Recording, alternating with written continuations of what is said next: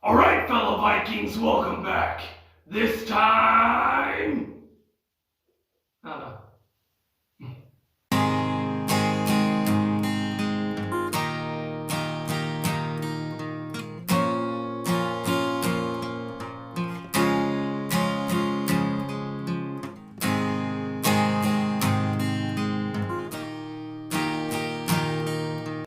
So I know there's quite a bit of echo in here, and that can be problematic for you guys, but for me it's rather comfortable. Like, I really like the acoustics in here. Like, you can growl, scream, sing, and it just sounds better. But average talking, like I'm doing now, it has a little bit of a reverb, which normally you would damp out with like hanging a blanket or something like that, something to muffle the sound.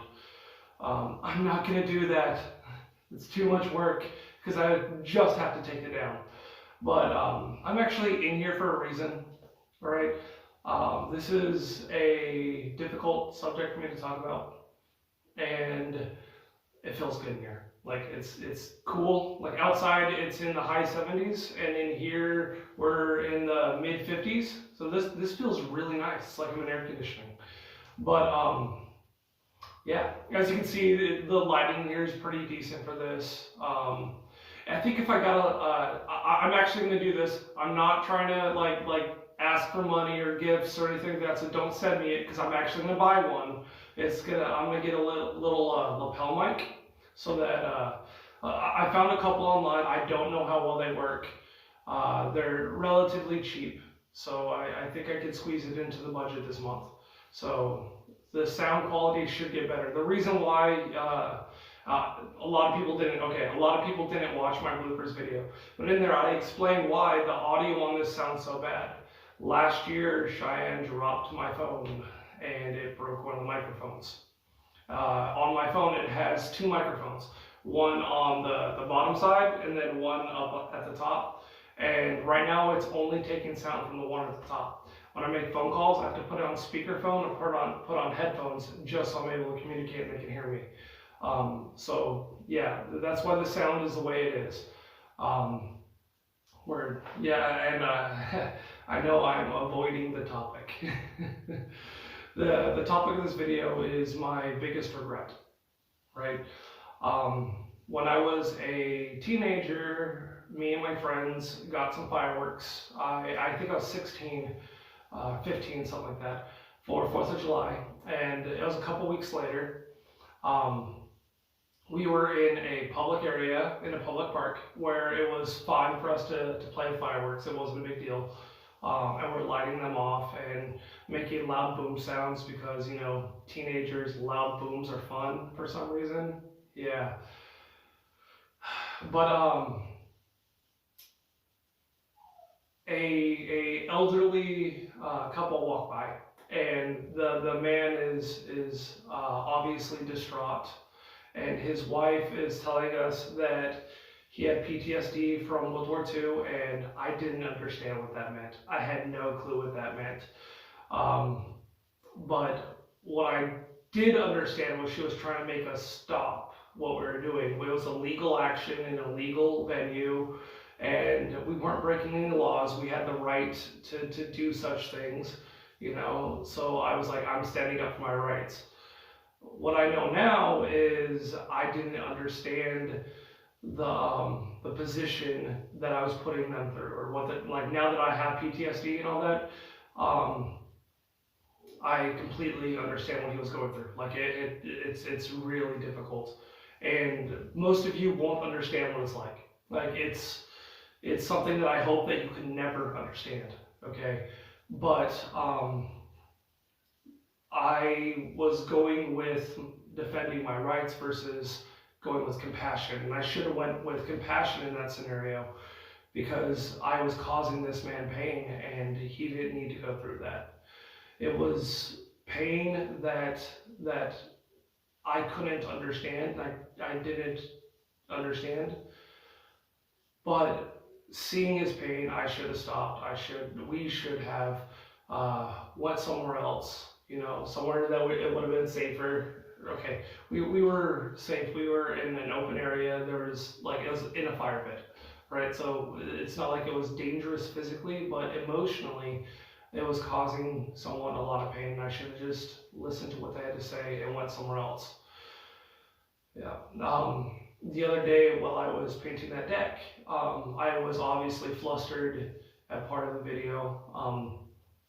That was because we live close to what is this base? It's Leonardwood, all right. And periodically there would be like a sonic boom or something overhead from jet flying, and that really affected me. It like I had to stop working for a while and calm myself down. And Cheyenne was there, luckily. Unfortunately, she touched me. Like when someone's going through an episode like that, don't touch them, please don't. Like it's hard to gauge how they would react, and she knows not to touch me, right? But she did out of compassion. I understand that it's compassion. I didn't snap at her. I didn't hit her or anything like that. It didn't really help, but at the same time, I had the realization that she was there, so that kind of did, but I wasn't really here at that moment. I don't know if that makes sense to you, but when you're dealing with stuff like PTSD, when you have a triggering event, such as for me, the sonic boom, any kind of loud popping sound like that, like fireworks during 4th of July, we turn on a loud generator and we watch movies as loud as possible so I don't hear that, and we live out in the woods for a reason. In years past, we would go deep into the forest and go camping. Yeah, so I avoid those kind of sounds so that I don't react that way. And that's why when I came back on video, it was difficult for me to finish that out. I did end up finishing up the deck. That deck is done. It's painted completely. I have a water tank on there. I didn't finish up the rest of what I had to do because of that. Yeah, words.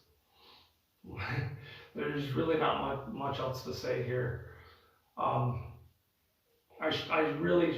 wish that I can go back and apologize to that guy and then make other decisions. But as for regrets, that's one of the only ones I have. All of the regrets I have to do with unintentionally hurting someone. And that's something that I think that all of us in our life, we unintentionally or intentionally hurt people without really meaning to, or deliberately, some of us. And I've spent as much as I can, or as much time as I can, trying to not really atone for it, because I can never make it up to that man.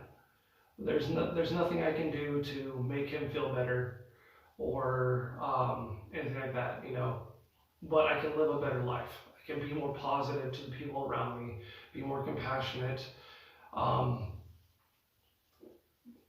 struggle with this because technically it's a fallacy and I have a very strong logic side of my brain. So when I feel like, my brain instantly jumps to feelings are irrelevant. What are the facts? All right. So I have to fight that. It's really difficult for me to actually admit when I'm hurting someone, because in my logic side says that you shouldn't be hurting because of the facts. You should accept the facts and then change it so you don't hurt. Your emotional response is guiding you to correct something that's wrong, or it's through some kind of manipulation or abuse and stuff like that, which that's a completely different case. But most of the time, emotional responses are prompting you to fix something, right? Except for when it's a pathology like PTSD or the sound of someone chewing. There's something that's wired differently in our brains that just won't get fixed. In those instances, and in instances of abuse and manipulation, we need to side on the air of caution and empathy. more than anything else, I need to work on myself for empathy, compassion, and caring. That's really difficult for me. I know it's difficult for a lot of people, but I want to make this video a little more positive. All right. The next video I put out will be more positive, but I want to hear stories from you guys, from where you've felt empathy for someone and helped them, so that I can understand more so how to react in these situations and all that. But yeah, that's my biggest regret, and why I looked all flustered right after that video. It's taken me a couple days to get out and do this video because I said that this would be my next one. And emotionally, this is really hard for me to be open and honest. Yeah, anyways, I'm done for this. I'm done rambling. I'm gonna sit in here and scream for a little bit because that's what I do. It's fun, it sounds good. I like metal. Anyways, that's it, you guys. I'm done. I'll see you later.